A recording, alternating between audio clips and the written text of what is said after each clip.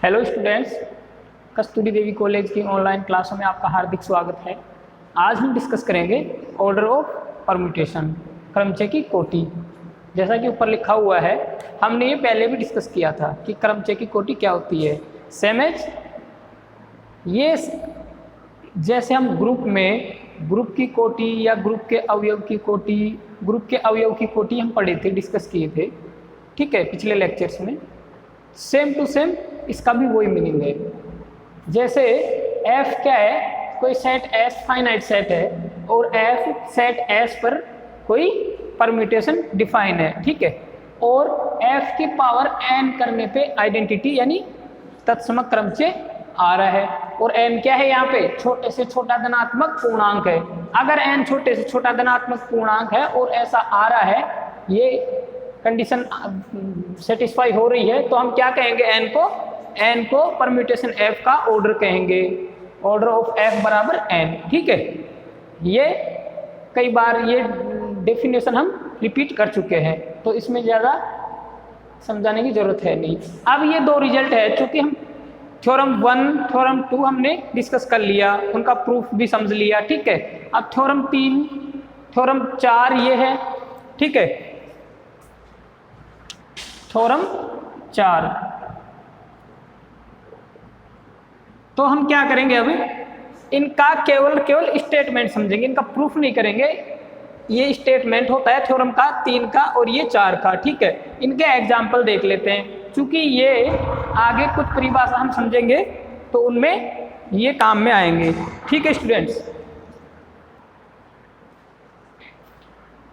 तो स्टूडेंट्स हम इनका एग्जाम्पल समझते हैं, चूंकि ये आगे कुछ डेफिनेशंस, कुछ एग्जाम्पल्स, कुछ थ्योरम्स, कुछ रिजल्ट्स ये समझने में हमारी मदद करेंगे, ठीक है। ये काम में आने वाले हैं वहाँ पे। तो दो असंयुक्त चक्र मीन्स दो असंयुक्त डिसजॉइंट साइक्लिक परम्यूटेशन, चक्र यानी साइक्लिक क्रमचय, ठीक है, सॉरी चक्रीय क्रमचय बोल दो हिंदी में, या फिर इंग्लिश में साइक्लिक क्रमचय बोल सकते हो, का गुणन क्रम विनिमय होता है।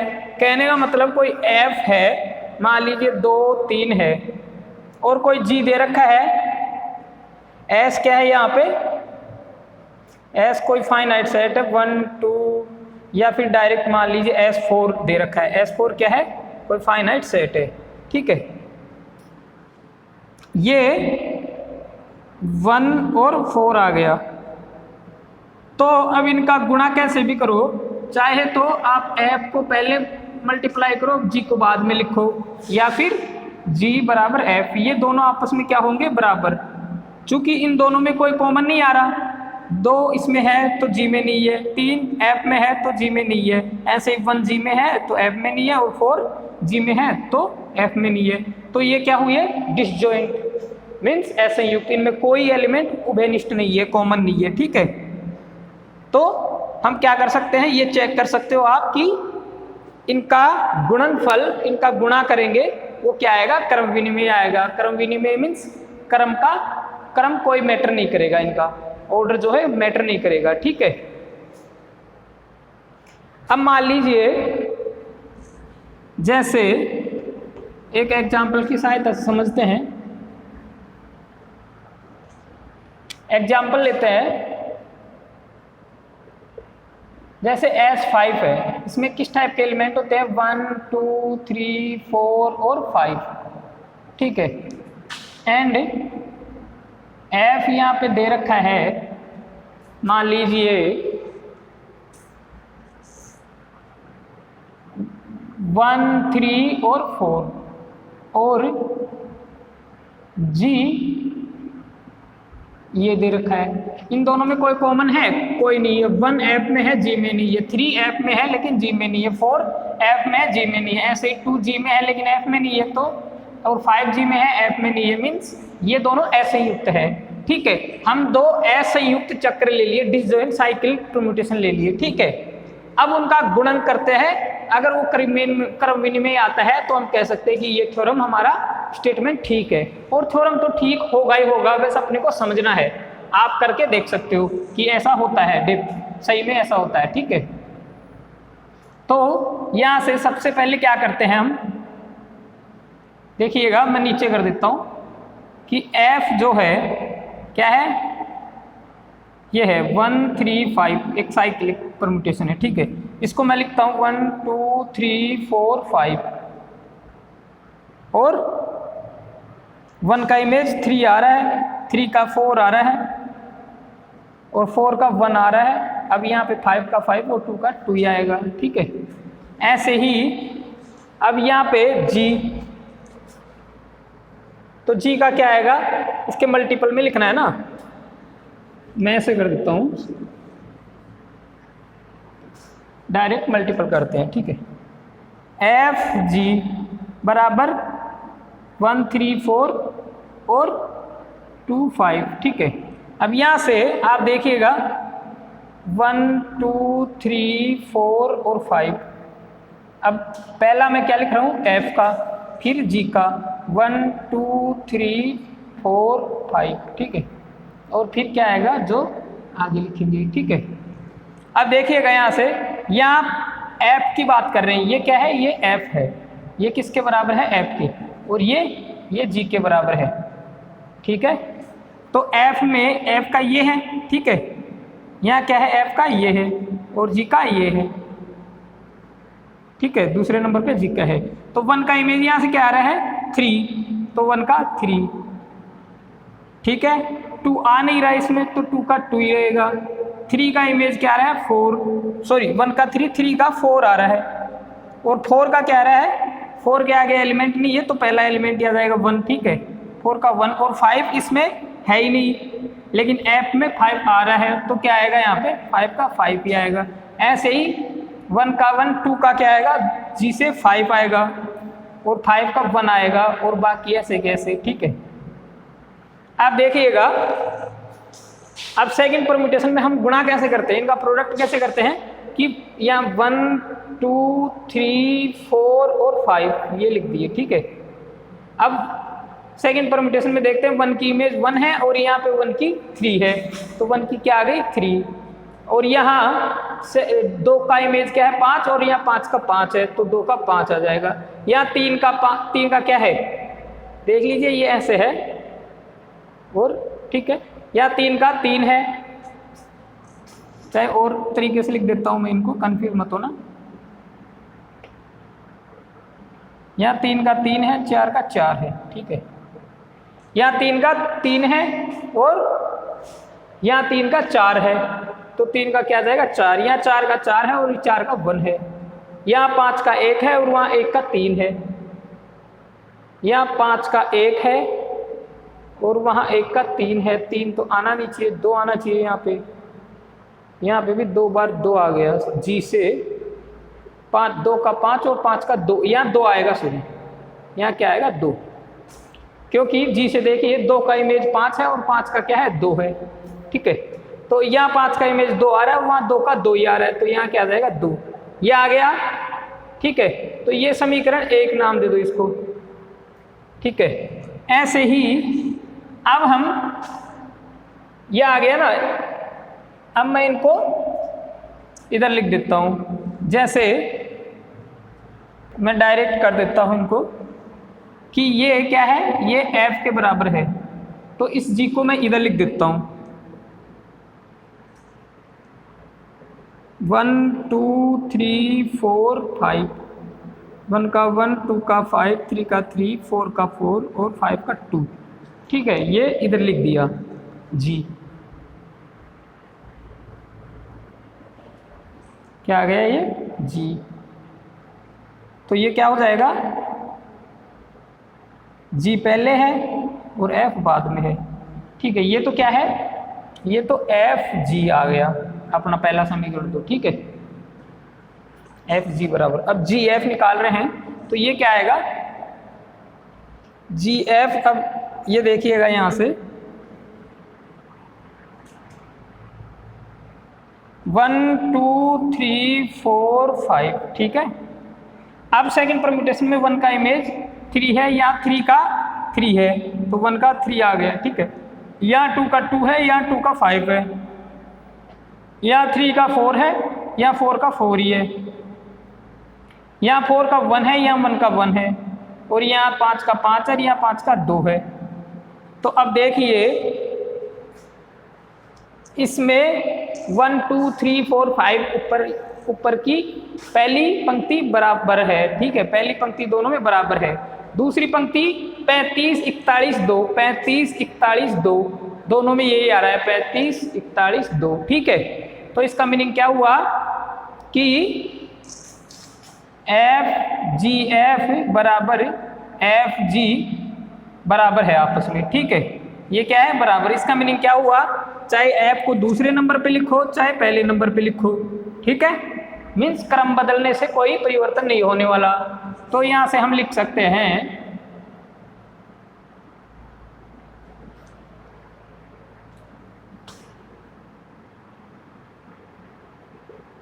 यहां आप देख सकते हैं, जैसा कि नीचे किए हैं आप देख सकते हैं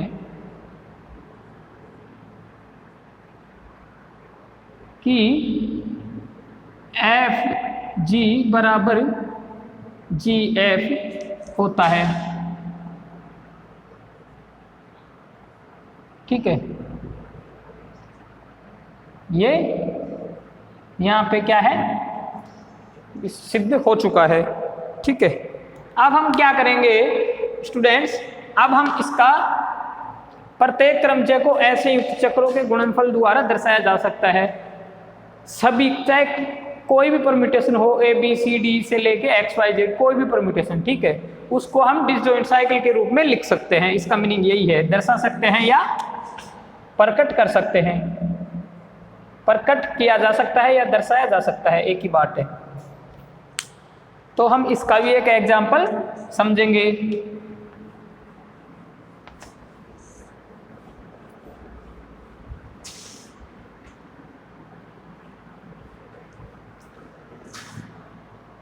ठीक है स्टूडेंट्स,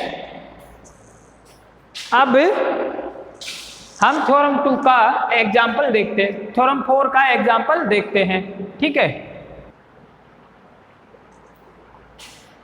तो इसका एग्जाम्पल समझते हैं। एक एग्जाम्पल लेते हैं, जैसे माना सेट S बराबर x1 x2 डॉट xn है। ये हमने कोई सेट S मान लिया जिसमें एलिमेंट S1 से लेके Sn तक है, ठीक है। और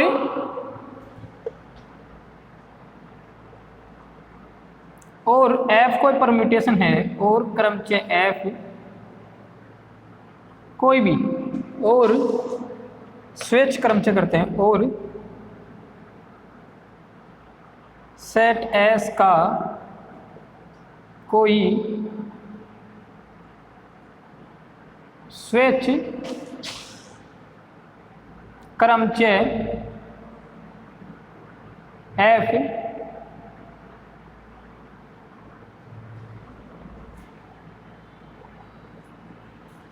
जो इस प्रकार है, जो इस प्रकार है कि F बराबर क्या है, F बराबर x1 x2 x3 xn, ठीक है। ऐसे ये कोई क्या है, साइक्लिक परम्यूटेशन, ठीक है। यहाँ पे इसका मीनिंग क्या है कि F1 में F जो परम्यूटेशन है F, उसमें x1 का इमेज x2 है, x2 का x3 इमेज है, x3 का x4 है, ऐसे xn -1 का xn है इमेज, और xn का इमेज x1 है वापस, ठीक है। अब हम ये चेक करते हैं कि यहाँ प्रत्येक क्रमचय को ऐसे युक्त चक्रों के गुणनफल के रूप में लिख सकते हैं। सॉरी, इसका ये ना लेके मैं कोई दूसरा लेता हूँ, जैसे x2, या इसको कर देते हैं x3, x1 x3 फिर x2 x4 x5 फिर चलता जाएगा xn। तो यहाँ से क्या क्या बनेगा, तो यहाँ से साइकिल बनेगी, देखिएगा हम ऐसे ना निकाल के इसको ऐसे भी लिख सकते हैं कि इसको क्या लिख सकते हैं यहाँ से f को लिख सकते हैं कि x1 x2 x3 x4 और x4 तक मान लीजिए, फिर xn। ठीक है, अब देखिए x1 का x3 है और x2 का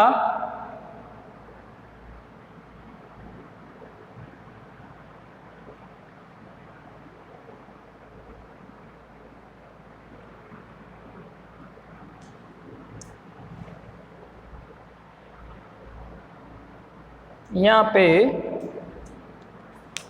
ये एग्जाम्पल मैं इन जनरल ले रहा हूँ, लेकिन इसको हम डायरेक्ट ऐसे ना लिखे क्योंकि ऐसे आपके समझ में थोड़ा परेशानी रहेगा समझने में, तो हम इसको और इजी कर देता हूँ। तो देखिएगा और इजी वे में, जैसे x1 का x2, x2 का x1 और x3 का x4, x4 का x5 और ऐसे चलता जाएगा। क्या आएगा xn का x4 सॉरी x3। ठीक है, तो यहाँ से क्या साइकिल बन रही है, यहाँ से देखना दो साइकिल बनेंगी। एक तो x1 का इमेज x2 आ गया। ठीक है, ऐसे ही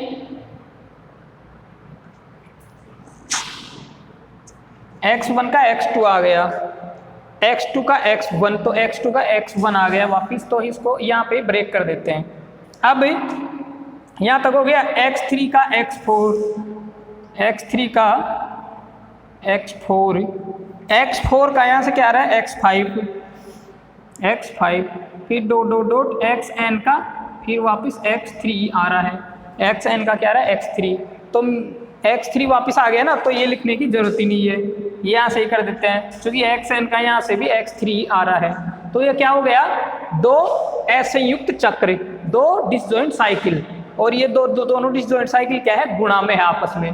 तो हम क्या कर सकते हैं, कोई भी अब यहाँ पे x1 x2 कुछ भी हो सकता है, तो ऐसे प्रत्येक क्रमचय को क्या कर सकते हैं, हम असंयुक्त साइकिलों के गुणनफल के रूप में लिख सकते हैं। अब हो सकता है यहाँ से और भी ज्यादा साइकिल बने, ये तो दो ही बनी है, किसी क्रमचय में 3 भी बन सकती है। जैसे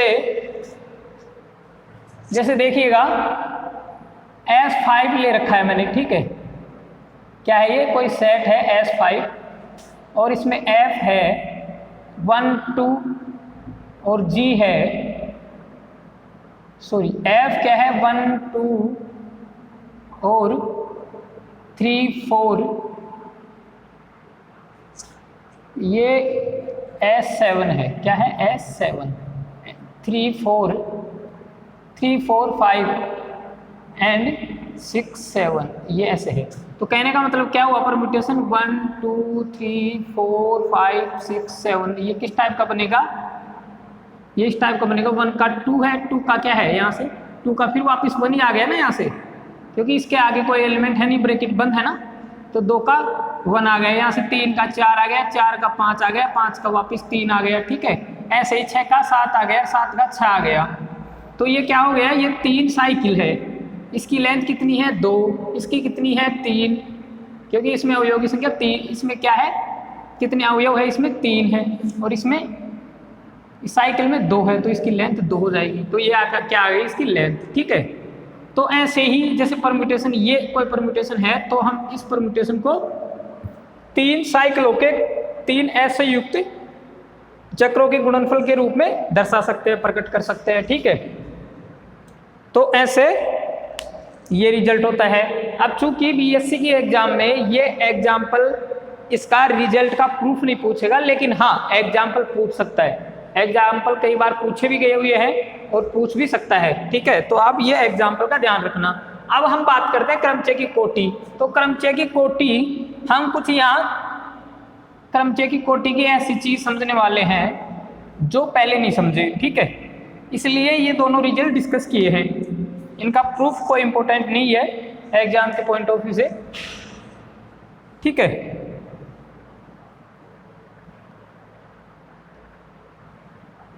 अगर आप अभी अच्छे से पढ़ोगे तो एमएससी में ये सब परम्यूटेशंस ये सब चलते हैं, तो आपको वहाँ ज़्यादा दिक्कत नहीं आएगी, ठीक है।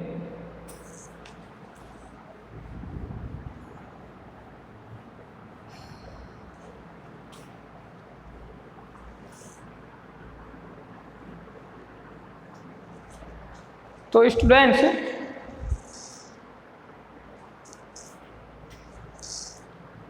देखिए यहाँ पर अब हम एक चीज़ देखने वाले हैं कि कोई भी परम्यूटेशन, जैसा कि अभी रिजल्ट 4 देखा, थ्योरम 4 कि प्रत्येक क्रमचय को ऐसे युक्त चक्रों के गुणनफल के रूप में लिखा जा सकता है, ठीक है। तो मान लीजिए एग्जाम्पल के तौर पे मैं लिखता हूँ, जैसे एग्जाम्पल 1 लेता हूँ कि माना सेट एस बराबर 1 2 3 4 5 6 7, ये है, ये मतलब ब्रैकेट है, ठीक है। और एफ कोई परम्यूटेशन है एस में, तो वो क्या है 1 2, और दूसरा 3 4, और तीसरा साइकिल है 5 6 7, ठीक है। ये क्या आ गया। अब ये तीनों देखना, इसमें 1 और 2 है, इन दोनों साइकिल्स में 1 और 2 नहीं है। ऐसे ही 3 4 इस साइकिल में है लेकिन इन दोनों में नहीं है। ऐसे ही 5 6 7 इस साइकिल में ही है, केवल इन दोनों में नहीं है। तो इसका मीनिंग क्या हुआ कि ये तीनों साइकिल क्या है, तीनों चक्र डिसजॉइंट है। क्या है, डिसजॉइंट मीन्स ऐसे युक्त है, ठीक है। तो हम इनको 3 डिसजॉइंट साइकिल्स के प्रोडक्ट के रूप में लिख दिए, ठीक है। अब हमें जैसा कि ऊपर लिखा हुआ है, हम एफ की कोटि निकालना चाहते हैं यहाँ से। तो अब कैसे निकालेंगे। तो बच्चों मैं पहले भी बताया था कि जब कोई क्रमचय, कोई परम्यूटेशन डिसजॉइंट साइकिल्स के रूप में आता है, उनके डिसजॉइंट साइकिल्स के प्रोडक्ट के रूप में दर्शाया हुआ, तो हम क्या करते हैं क्या नाम है एलसीएम निकालते हैं। क्या निकालते हैं, एलसीएम। किनका, जैसे इसको साइकिल 1 नाम दे देते हैं, इसको साइकिल 2 नाम दे देते हैं, इसको साइकिल 3 नाम दे देते हैं। तो इन तीनों की लेंथ का, लेंथ ऑफ 1, लेंथ ऑफ 2 और लेंथ ऑफ 3, ऐसे इन तीनों का। तो एक फॉर्मूला होता है, फॉर्मूला क्या होता है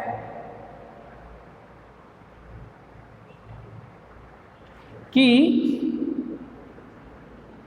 ऑर्डर ऑफ एफ बराबर एफ के असंयुक्त,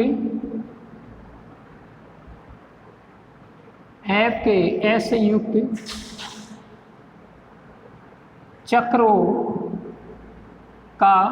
चक्रों की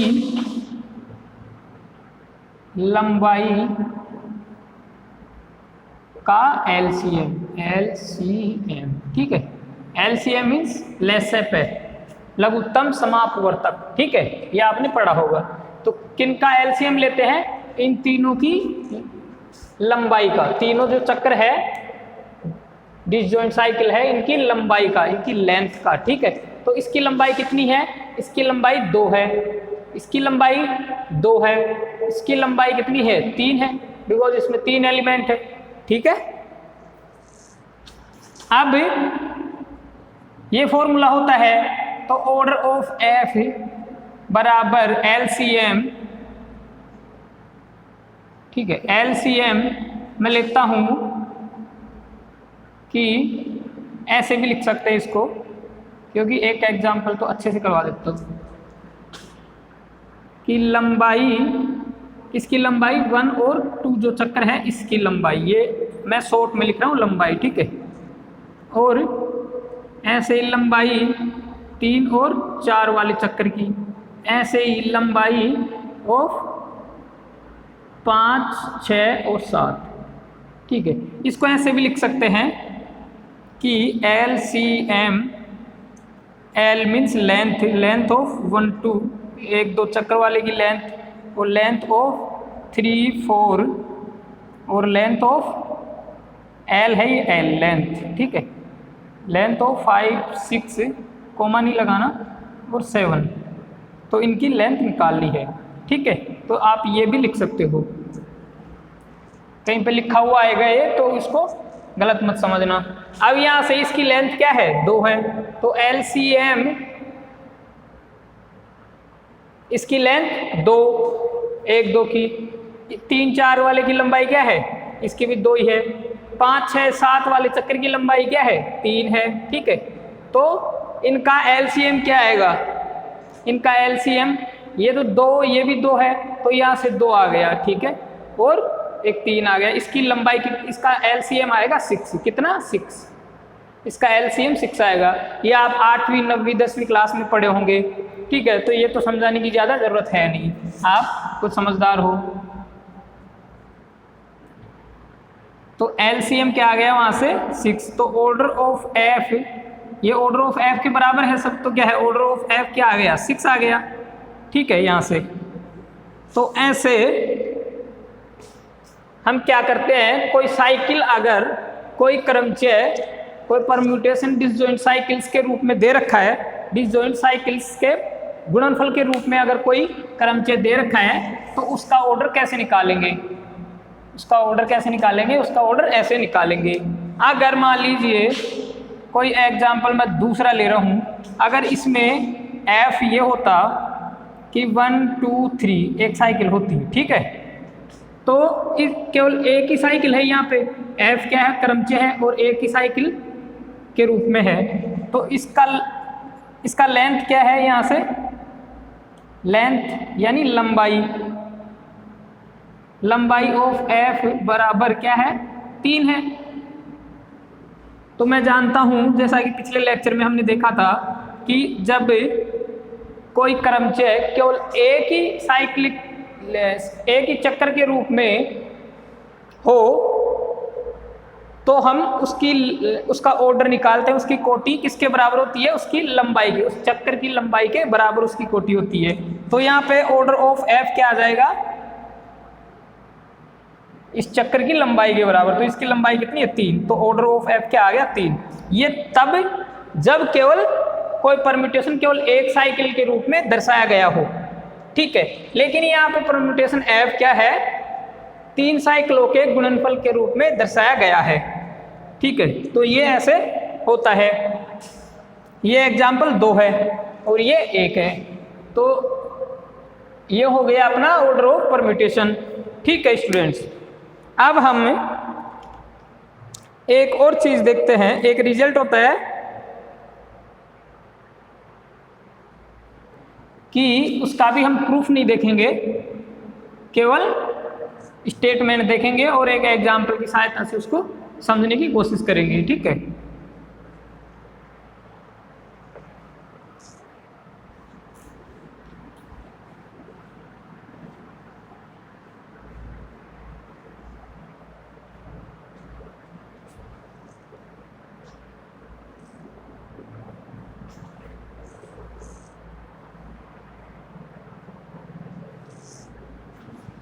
स्टूडेंट जैसे थ्योरम नंबर 5 है,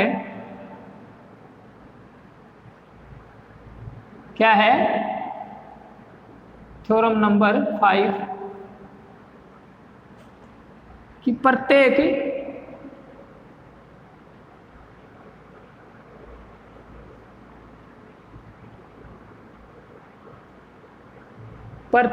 क्रमचय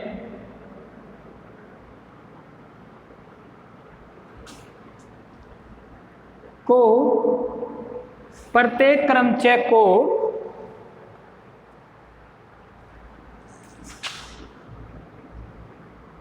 पक्षांतरणों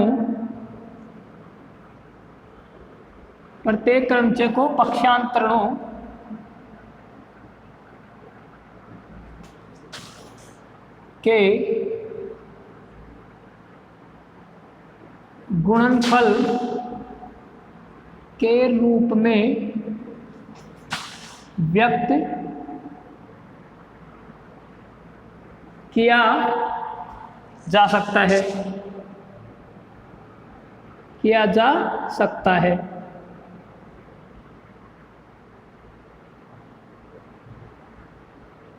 ठीक है, ये क्या है थ्योरम 5 कि प्रत्येक क्रमचय को पक्षांतरणों के गुणनफल के रूप में व्यक्त किया जा सकता है। अब स्टूडेंट, हमने पिछले लेक्चर्स में पक्षांतरण पढ़ा था, इसको इंग्लिश में बोलते हैं ट्रांसपोजिशन। ठीक है, तो ये क्या होता है पक्षांतरण कि किसी परम्यूटेशन को, किसी क्रमचय को यदि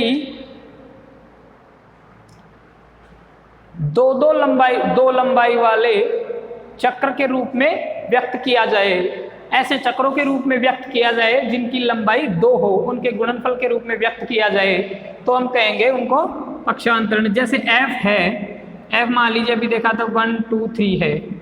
ठीक है, तो यहाँ पे f को मैं ये लिख सकता हूँ 1 3 1 2, क्या लिख सकता हूँ 1 3, ठीक है, और 1 2, एक एलिमेंट फिक्स करके एक इसके साथ और एक का इसके साथ, ऐसे।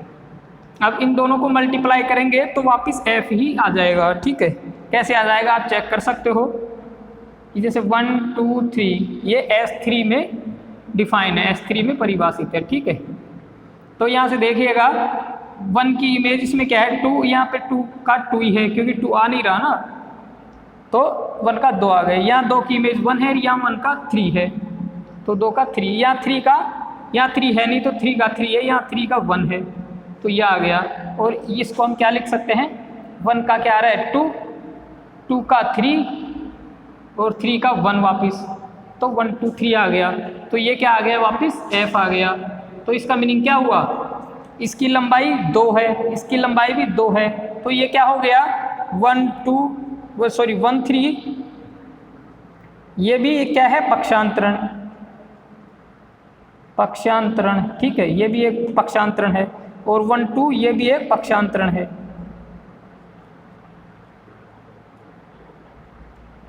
ये क्यों है, क्योंकि इनकी लंबाई 2 है, लंबाई क्या है 2 है दोनों की, और इसकी भी 2 ही है। ये हमने परिभाषा देखा था, पक्षांतरण की परिभाषा क्या देखे थे कि 2 लंबाई वाले चक्र को पक्षांतरण कहते हैं। ठीक है, ऐसा चक्र जिसकी लंबाई, जिसकी लेंथ 2 हो उसको पक्षांतरण कहते हैं। तो यहाँ पे ये जो चक्र है इसकी लंबाई 2 है और इस चक्र की लंबाई भी 2 है, तो इसको क्या कह सकते हैं, f क्या है, f 2 पक्षांतरणों, एक पक्षांतरण ये है एक ये है, 2 पक्षांतरणों के गुणनफल के रूप में लिखे हैं इसको। ठीक है, f जबकि क्या था, f की लेंथ 3 है, लेकिन f को हम पक्षांतरणों के गुणनफल के रूप में लिख दिए, यानी लिख सकते हैं। तो ये थ्योरम क्या कह रही है, ये यही कह रही है कि प्रत्येक क्रमचय को, प्रत्येक परम्यूटेशन को पक्षांतरणों के गुणनफल के रूप में लिखा जा सकता है, व्यक्त किया जा सकता है। ठीक है, जैसा कि हमने अभी देखा। अब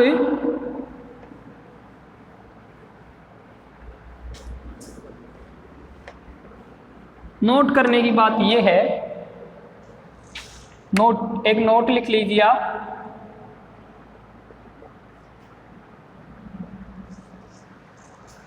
नोट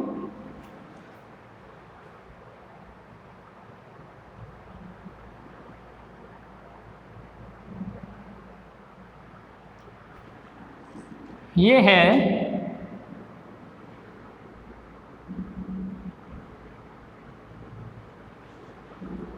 क्रमचयों को पक्षांतरण, क्रमचयों को पक्षांतरणों के गुणनफल के रूप में व्यक्त करना क्रमचयों को पक्षांतरणों के गुणनफल के रूप में व्यक्त करना या लिखना अद्वितीय नहीं होता है, करना आवश्यक नहीं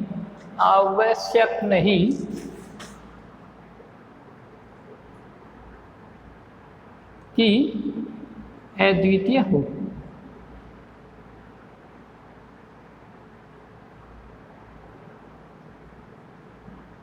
इसका मीनिंग ये होता है, ये आप नोट कर लीजिए। इसका मीनिंग ये होता है कि कोई भी परम्यूटेशन हो उसको पक्षांतरणों के रूप में, पक्षांतरणों के गुणनफल के रूप में तो हम लिख सकते हैं, व्यक्त कर सकते हैं, क्योंकि ये तो थ्योरम है, ये तो थ्योरम का स्टेटमेंट ही कह रहा है, वहां से ही पता चल रहा है, ठीक है। लेकिन पक्षांतरणों के गुणनफल के रूप में हम परम्यूटेशन को लिखते हैं तो वो कोई जरूरी नहीं कि अद्वितीय हो, मीन्स कई तरीके से हम लिख सकते हैं, सभी बराबर नहीं होते। जैसे यहाँ पे f है, f1 2 3, ऐसा नहीं है कि अब हम इसको पक्षांतरणों के गुणनफल के रूप में लिखेंगे तो उसका केवल एक ही तरीका है, केवल एक ही तरीके से हम लिख सकते हैं या वो अद्वितीय होगा। तो हम इसको क्या लिख सकते हैं, एक तो f को हम लिख सकते हैं, एक को क्या मान लिए, एक को फिक्स कर दिए यहाँ पे। अब यहाँ से पीछे से लिखते हैं, जैसे एक को फिक्स मान लिए तो 3, फिर दो ही लेते हैं ना, क्योंकि 2 लंबाई का ही पक्षांतरण होता है, नहीं तो पक्षांतरण नहीं होगा। फिर एक के साथ 2 को ले लिए, एक बार 3 को, एक बार 2 को। और ऐसे भी लिख सकते हैं f को कि एक को फिक्स कर दिया, पहले इधर से ले लिया, एक को 2 के साथ ले लिए, फिर एक को 3 के साथ ले लिए, ठीक है। तो ये तो करीब मान लीजिए चलो बराबर है, ठीक है। लेकिन एक दूसरा, जैसे अब मैं क्या कर रहा हूँ, 2 को फिक्स कर रहा हूँ, किसको, 2 को, तो यहाँ पे 2 ले लिए तो 2 तो फिक्स हो ही गया। अब एक बार मैं 1 को ले लेता हूँ 2 के साथ, एक बार 2 के साथ 3 को ले लेता हूँ, तो ये यहाँ क्या है, यहाँ भी ये मान लीजिए समीकरण 1 है, ये 2 है। तो समीकरण 1 में क्या है, समीकरण 1 में f को 2 पक्षांतरणों के गुणनफल के रूप में लिखा गया है, और समीकरण 2 में भी 2 पक्षांतरणों के गुणनफल के रूप में क्रमचय f को लिखा गया है। लेकिन समीकरण 1 और 2 दोनों अलग अलग है। इसमें 1 और 3 एक पक्षांतरण है, जबकि यहाँ पे 1 और 3 कोई पक्षांतरण नहीं है समीकरण 2 में, ठीक है। लेकिन इनको गुणा करने पे क्या आएगा, f ही आएगा, 1 2 3 4 ही आएगा, ठीक है। और ऐसे ही हम लिख सकते हैं f को एक और, यहाँ पे जैसे एक बार यहाँ पे 1 को फिक्स कर दिया, यहाँ पे 2 को फिक्स कर दिया, अब यहाँ पे 3 को फिक्स कर देता हूँ। अब 3 के साथ एक बार ले लिए 1 और 3 के साथ एक बार ले लिए 2, तो ये क्या आ गया, समीकरण 3। तो यहाँ पे क्या है, ये यहाँ पे 3 एक पक्षांतरण, 3 2 पक्षांतरण जो है वो समीकरण 1 में भी नहीं है और समीकरण 2 में भी नहीं है। तो इसका मतलब क्या हुआ, ये सब अलग अलग दिखने में सब अलग अलग है, ठीक है। तो इसका मीनिंग क्या है कि ये एक अद्वितीय नहीं है, ये यूनिक नहीं है। क्या नहीं है, यूनिक नहीं है। इनके जैसा, यूनिक का मतलब होता है, अद्वितीय का मतलब होता है कि इनके जैसा कोई नहीं हो। तो ये कह रहा है कि इनके जैसा कोई नहीं हो, ऐसा नहीं है, ऐसा आवश्यक नहीं है। इनके जैसा कोई दूसरा भी हो सकता है, मतलब f के बराबर f को किसी दूसरे पक्षांतरणों के गुणनफल के रूप में भी लिखा जा सकता है, ठीक है। तो ये नोट बड़ा इंपॉर्टेंट नोट है, ठीक है। अब आप एक एग्जाम्पल नोट कर सकते हो, यहाँ पर मैं इसका एक एग्जाम्पल लिखवा देता हूँ, बुक का एग्जाम्पल है।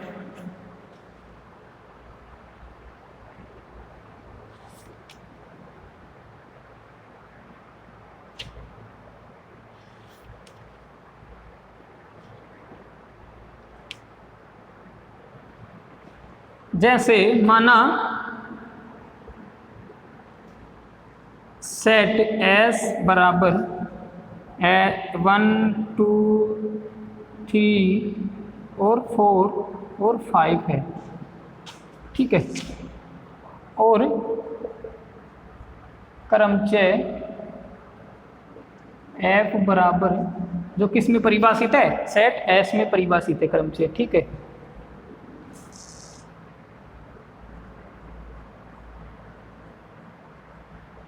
ठीक है। ये एक क्रमचय है, साइक्लिक परम्यूटेशन। तो हम क्या करेंगे, यहाँ से सबसे पहले f को हम दर्शाते हैं, क्या कर देते हैं, एक को मैं फिक्स करता हूँ। तो एक को एक बार 5 के साथ लिख दिया, एक बार 1 के साथ क्या ले लिया, 3 ले लिया। ये समीकरण 1 है। ऐसे ही मैं क्या करता हूं,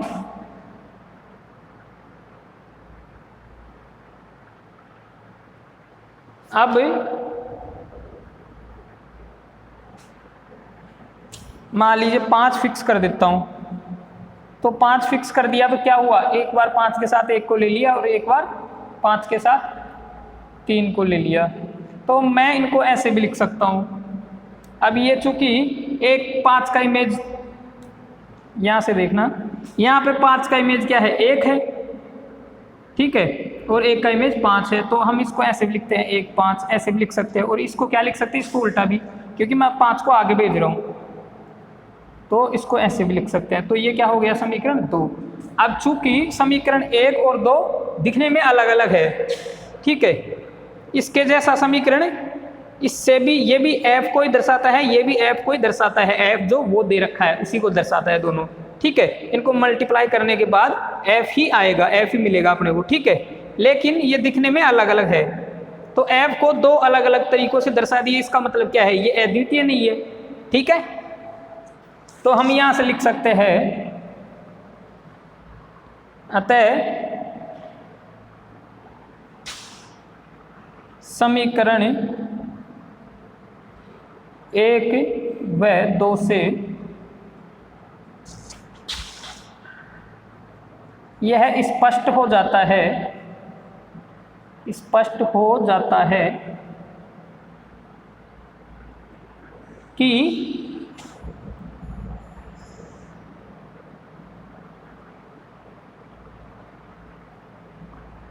क्रमचय f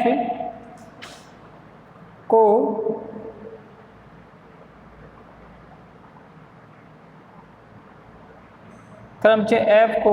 पक्षांतरणों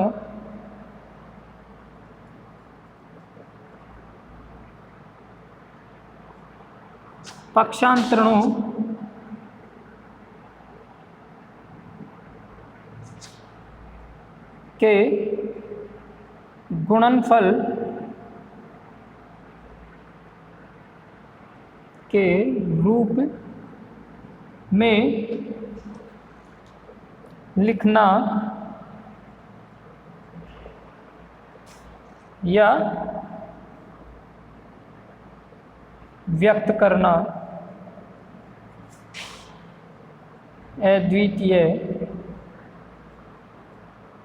नहीं है, अद्वितीय नहीं है, ठीक है। समीकरण 1 और 2 से यह स्पष्ट हो जाता है कि क्रमचय f को पक्षांतरणों के गुणनफल के रूप में लिखना या व्यक्त करना अद्वितीय नहीं है, ठीक है, ठीक है। अब हम देखते हैं सम, ओड एंड इवन परम्यूटेशन क्या होता है। सम और विषम क्रमचय किसे कहते हैं, ठीक है। तो स्टूडेंट्स, आज के लिए इतना ही काफ़ी, आज समय कम है, तो हम कल पढ़ेंगे सम और विषम क्रमचय। क्या, सम और विषम क्रमचय, सम और विषम क्रमचय, ठीक है। ओड एंड इवन परम्यूटेशन ये कल पढ़ेंगे। इनके कुछ रूल होते हैं, कुछ नियम होते हैं 5-6, वो देखेंगे, इनके एग्जाम्पल देखेंगे, ठीक है। आज के लिए इतना ही काफ़ी। आप केडी कॉलेज का जो यूट्यूब चैनल है उसको सब्सक्राइब करना ना भूलें और लाइक और शेयर करना ना भूलें। धन्यवाद।